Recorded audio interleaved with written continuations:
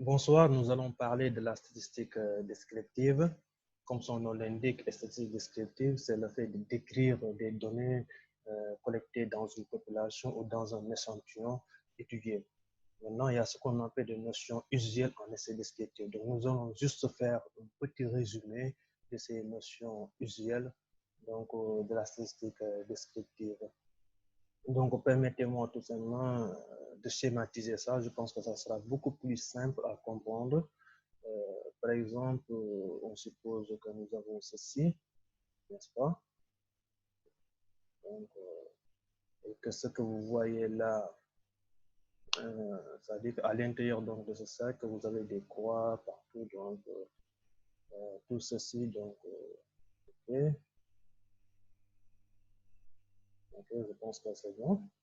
Maintenant, cet ensemble-là, n'est-ce pas, on l'appelle population. C'est-à-dire, ce que vous avez là, c'est ça qu'on appelle une population. Ceci, on peut l'appeler donc une population. Et par définition, oui, on peut dire ça, c'est la population. Et par définition, qu'est-ce qu'on peut dire? Une population est l'ensemble, n'est-ce pas, est l'ensemble sur lequel porte l'étude statistique.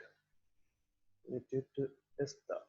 L'ensemble sur lequel porte l'étude statistique. Maintenant, il faut comprendre que cette population, ça peut être des entreprises, ça peut être l'ensemble des étudiants de la faculté des sciences économiques et de gestion, ça peut être aussi des voitures, ça dépend. Donc la population, c'est l'ensemble sur lequel porte l'étude statistique. Maintenant, si je choisis maintenant, par exemple, si je prends ces éléments-là, je vais prendre quelques éléments comme ça. Donc, et ça, je vais appeler, et ça, je l'appelle échantillon. Ça, on l'appelle échantillon. C'est un échantillon. Bon, l'échantillon, ce n'est rien d'autre qu'un sous-ensemble de la population.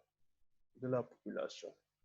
Donc, la plupart des cas, vous savez qu'une étude statistique coûte assez cher. Hein? Raison pour laquelle la majeure partie des statisticiens préfèrent travailler avec des sous-ensembles, c'est-à-dire ce qu'on appelle des échantillons. Mais il faut reconnaître que l'échantillon doit être bien représentatif. Donc, la majeure partie même des exercices que vous allez voir, les gens travaillent à hauteur de ce qu'on appelle des échantillons. Les sondages que vous voyez, la plupart des cas, se font à travers des échantillons. L'échantillon représente en quelque sorte la population. L'échantillon, ce n'est rien d'autre qu'un élément. L'échantillon, ce n'est rien d'autre qu'un sous-ensemble de la population. Maintenant, si je choisis un seul élément ici, par exemple, un seul élément ici, ceci, on l'appelle un individu, n'est-ce pas? On l'appelle individu ou encore, on l'appelle un élément de la population ou unité statistique, hein? Unité stat. Donc, un individu ou unité statistique est un élément, n'est-ce pas? Est un élément de la population. Est un élément de la population. Maintenant, la population, c'est l'ensemble sur lequel va porter l'étude statistique. L'échantillon est un sous-ensemble de la population et l'individu ou unité statistique est un élément de la population. Maintenant, nous allons essayer de voir comment étudier des propriétés au niveau de la population ou bien même, excusez-moi, au niveau de la population ou bien même au niveau de l'échantillon ou encore même chez l'individu. Il y a certaines propriétés qu'on peut étudier. Et ces propriétés-là, on les appelle caractères, n'est-ce pas? Donc, on peut les appeler caractères. Donc, pour résumer ceci, bon, tout ceci, donc, on peut dire qu'on va essayer de voir le caractère. Donc, comme vous le savez, okay, caractère. Maintenant, le caractère, le caractère comporte ce qu'on appelle des modalités, n'est-ce pas? Le caractère comporte des modalités. Donc, les modalités sont les valeurs que peut prendre donc, les caractères. Hein? Donc, par exemple, bon, nous allons y revenir sur les modalités, mais retenez qu'au niveau du caractère, nous avons ce qu'on appelle les modalités. Donc, lors des exercices que nous allons faire, parce que nous comptons quand même avec ces capsules de 7 à 8 minutes au maximum, de faire des exercices ensemble. Aujourd'hui, on veut juste faire un résumé, donc des notions usuelles. Donc, pour ce qui est des caractères, comme nous l'avons dit tantôt, donc le caractère comporte ce qu'on appelle des modalités. Mais il faut reconnaître qu'il y a deux types de caractères. Il y a un caractère quantitatif et un caractère qualitatif. Hein. Donc, on appelle caractère quanti et caractère quali. Donc, ce qu'on appelle les caractères quantitatifs,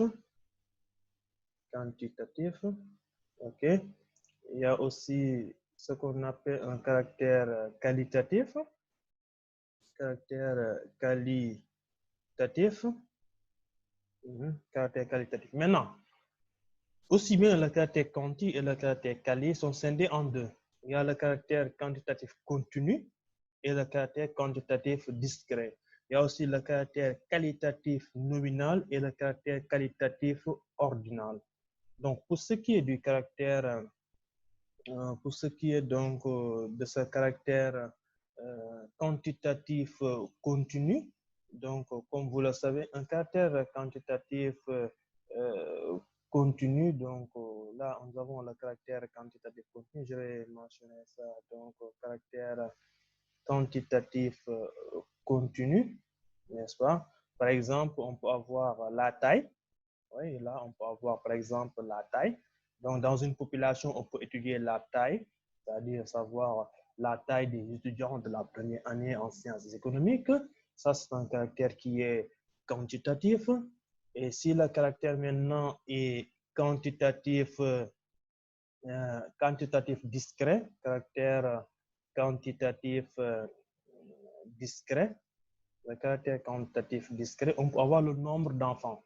Donc, dans une population aussi, on peut étudier le nombre d'enfants. Dans ce cas de figure, on peut dire que le caractère est quantitatif discret. C'est-à-dire, ça prend des entiers. Par exemple, on peut avoir 0 enfant, on peut avoir 1, on peut avoir 2 enfants, on peut avoir 3 enfants. Donc, on dit que le caractère est quantitatif discret. Pour le caractère quantitatif continu, par exemple, on prend la taille. Donc, ce sont la plupart des cas des caractères qu'on regroupe sous forme de classe.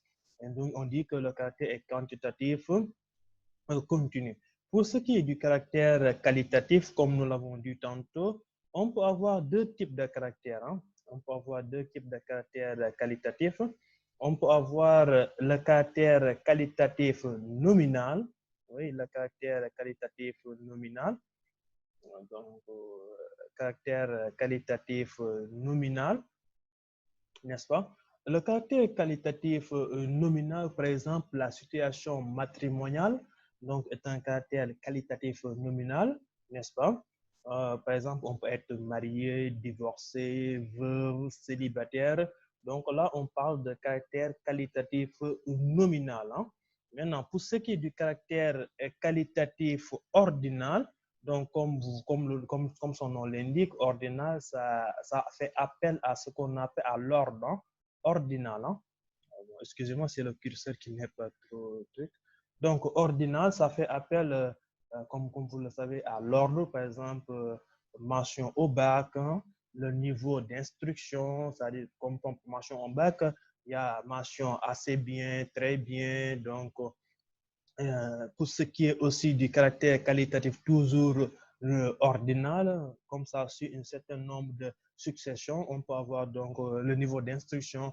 Par exemple, il y a primaire, il y a secondaire, moins universitaire. Donc, dans ce cas de figure, on dit que le caractère est qualitatif nominal.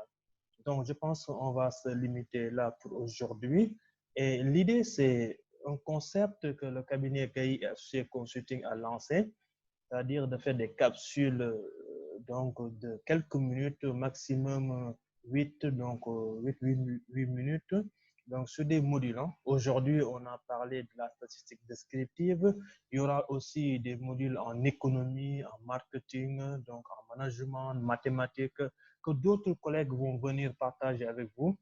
Et comme nous sommes en période de Covid-19, donc je pense que c'est le moment quand même de nous ressourcer, donc de ne pas oublier ce qu'on avait appris au niveau des amphis.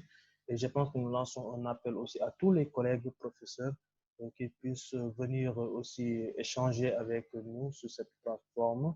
Et je pense que ça sera donc une plateforme qui va aider beaucoup nos jeunes frères et jeunes sœurs. Donc aujourd'hui, on va s'arrêter là sur juste ces notions assez usuelles. Maintenant, il y aura d'autres vidéos qui vont venir sur les cas pratiques, c'est-à-dire on ne va pas être là à faire des cours, mais plutôt faire des exercices et les corriger et discuter avec vous sur ces exercices-là. Donc, je pense qu'on peut se limiter là. On se dit à très bientôt. Merci beaucoup.